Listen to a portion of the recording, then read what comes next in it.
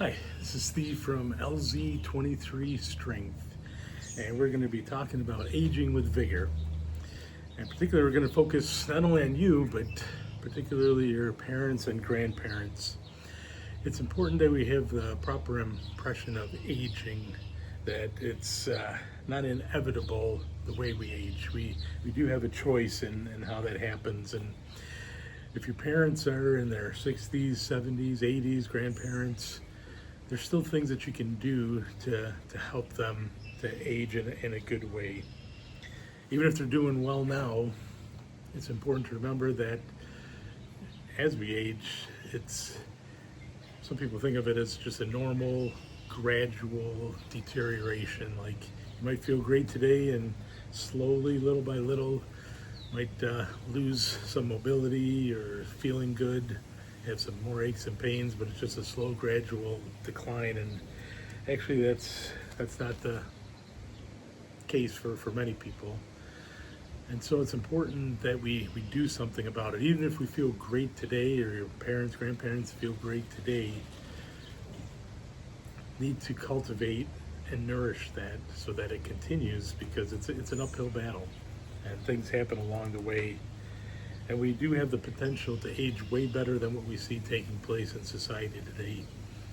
I know whenever I'm out now, I'm a little more observant, I might say, to seeing folks that are struggling, whether they're walking hunched over, or they have a limp, or when you're in supermarkets, they're driving, or in Walmart, they're driving in the little carts to get around, which is perfectly okay, but it's not okay from a physical standpoint. That I'm sure they would rather be walking than in the condition that they're in. And many people, if you really look around, they are compromised.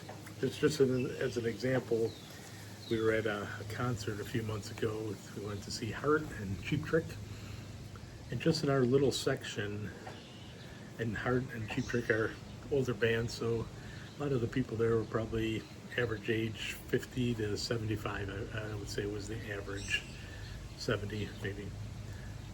Couldn't believe how many people just in our little section struggled to get up and down the stairs in the auditorium. It was eye-opening, to say the least. And if you watch everyday life, you see many people who visibly you can tell, but others, they'll talk about it. They'll talk about their aches and pains and how they can't do things. So certainly we don't want our parents and grandparents to be in that situation.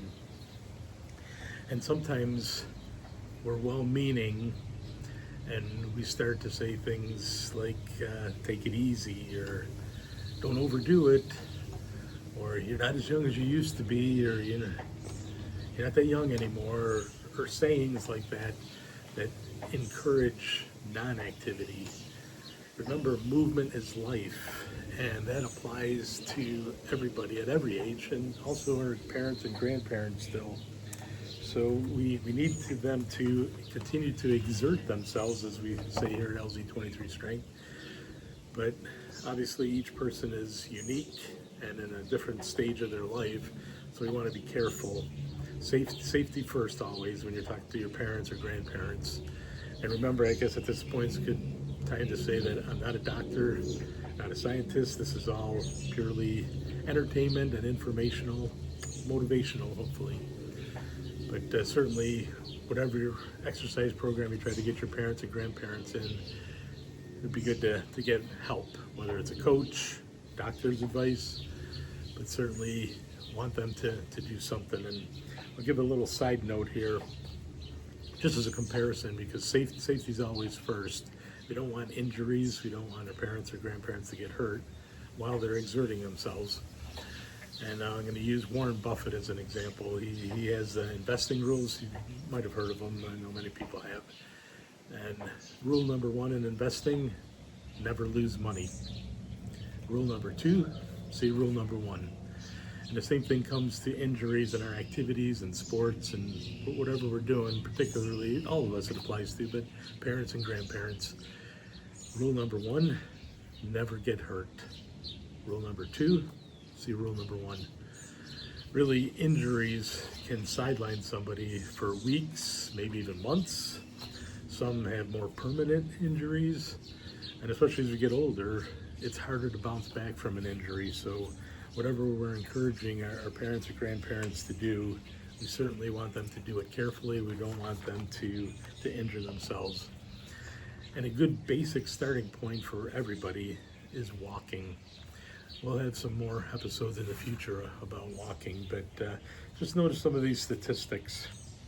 The average step count on a global basis is 4,000 to 5,000 steps.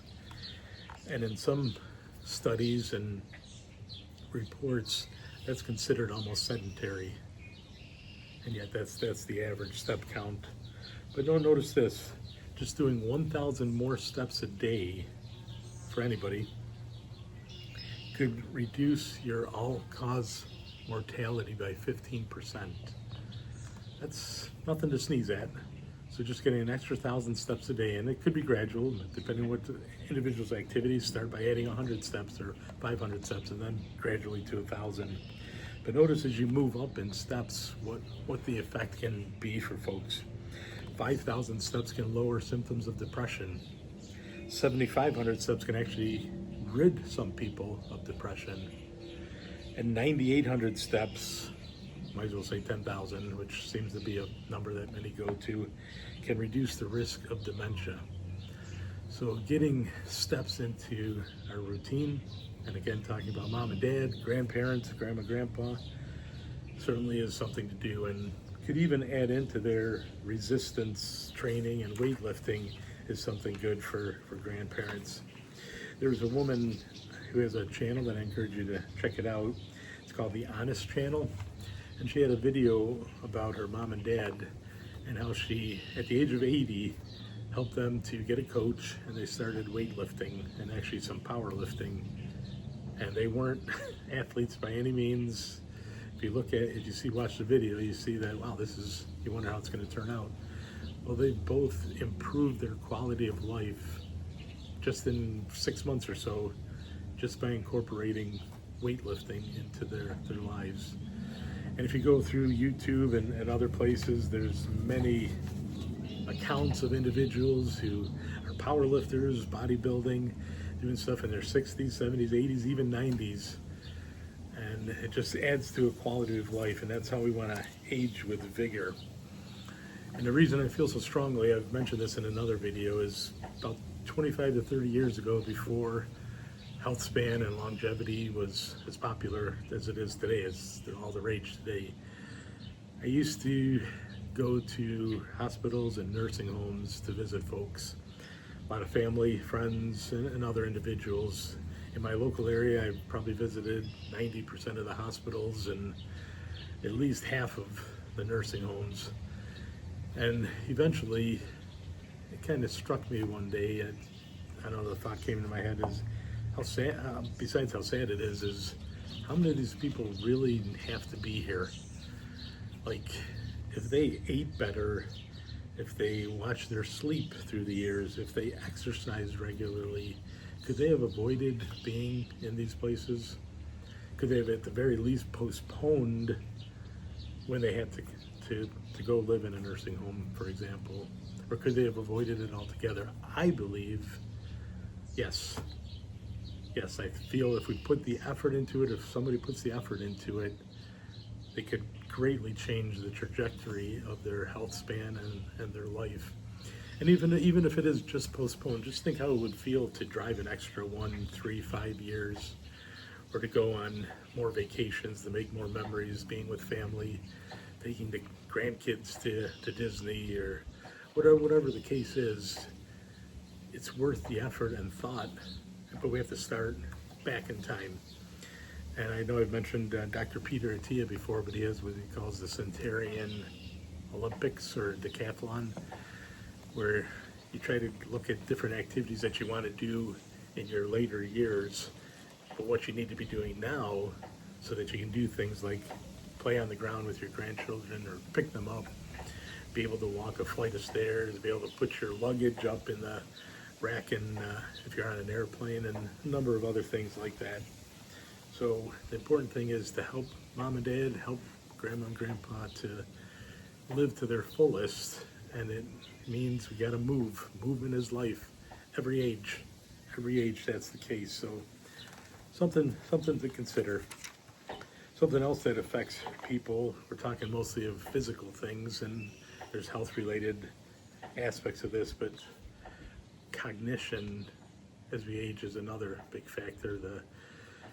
So many individuals dealing with dementia and Alzheimer's, and some of the statistics, listen to this, it's estimated worldwide that dementia alone, 57 million people were diagnosed in 2019. By the year 2050, 153 million individuals will have dementia or Alzheimer's. Another staggering statistic, that another neurological disorder, Parkinson's, in 2021 there's 11.9 million.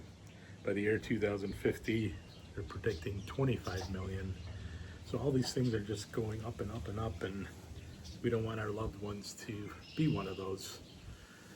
And again, that's where activities come in. Aerobic exercise, which people think mostly of cardiovascular benefits, which there is, obviously, but that also helps brain function. Strength training, according to the Alzheimer's Society, said that activities that build muscle mass can help control blood sugar levels and reduce the risk of diabetes, which are a risk factor for dementia.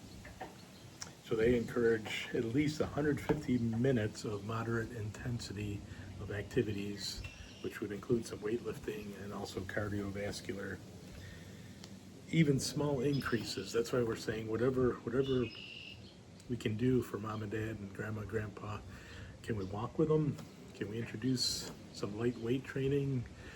There's lots of education out there, especially on YouTube videos that we could watch, and places where they have things like silver sneakers, where you can have somebody supervising their physical activity. By making exercise a regular part of somebody's life and routine can significantly reduce the risk of developing dementia and improve their overall health.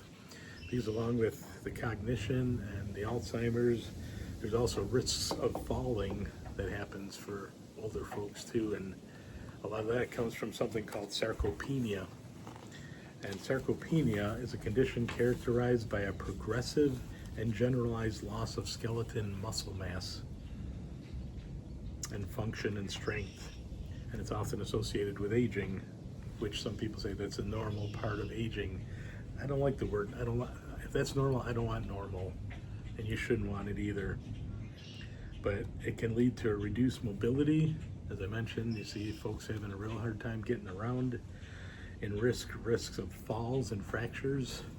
So that when somebody gets to the age of like 75, the risk of falling exponentially goes up, and the risk of death from falling goes exponentially up. Certainly, we don't want that for our loved ones. There's an influencer who, very colorful way with words, Jake Campbell. I enjoy him, and I encourage you to check him out. He has a lot of interesting things to say. He was talking about baby boomers one day, and I never realized that. I guess I fall into the very tail end of that. Anybody, I think from the 40s, somewhere in the 40s to 1964 is considered a baby boomer, and I was born at the end of 1964, so I kind of fall into that. But he read some statistics and had something to say about them, and it's kind of funny, sad, and some might be offended by it, but like I said, he's very colorful in his terminology. He says your average baby boomer is a raging, full-blown, 4-alarm dumpster fire. And he's talking about their health and generally, that they don't take care of themselves. They're overweight, inflamed, and becoming increasingly crippled. According to the CDC, 1 in 4 baby boomers has at least one disability. And we're not talking about waking up in the morning, oh, my knee hurts, or I'm in some kind of discomfort. We're talking a full-blown disability, 1 in 4. That's not a great statistic, I don't think. And he says, again, with these statistics, 1 in 4 of these number nearly double the rate compared to the silent generation at the same age. Mobility disability has increased 25% for boomers compared to the previous generation. And now they're 50% more likely to experience a serious fall than their parents were at the same age. And nearly 60% live in chronic pain. So these are the things that are affecting people in their 50s, 60s. Just think when these folks get into their 70s, what is it going to be like for them? So certainly we want to give attention to these areas. And as I mentioned at the beginning, there's no doubt in my mind that you love your parents, you love your grandparents.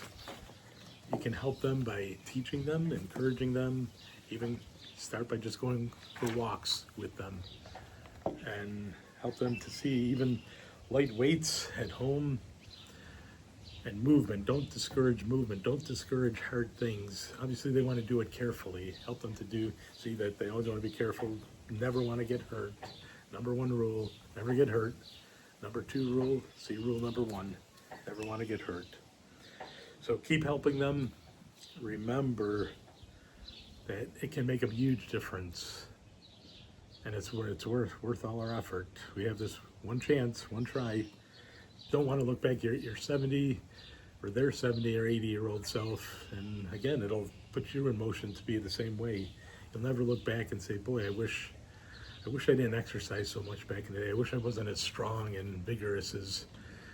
You'll never have regrets if you put forth the effort, but if we don't put forth any effort, certainly could look back with some regret and how you feel and how they feel at that time. So remember to hit the like button and subscribe. We'll be talking about these kind of things and many more as we move forward. And remember, we exert ourselves, we elevate our health, and we evolve in mind and body. Thanks for watching. We'll see you in the next.